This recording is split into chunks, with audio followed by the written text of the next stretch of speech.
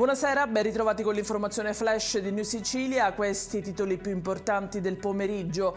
In apertura l'approvazione del bilancio consolidato 2023, la Regione è vicina allo sblocco delle assunzioni, ha dichiarato il presidente Schifani.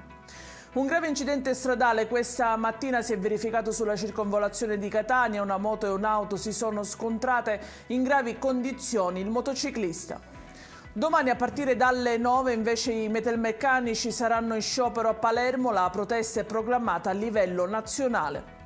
I carabinieri del NAS di Palermo hanno sequestrato migliaia di panettoni scaduti e commercializzati da un'azienda della provincia di Agrigento. Colto sul fatto anche un dipendente che applicava etichette falsificate. E in chiusura il meteo, ancora maltempo in Sicilia. La protezione civile ha diramato un'allerta gialla in alcune province.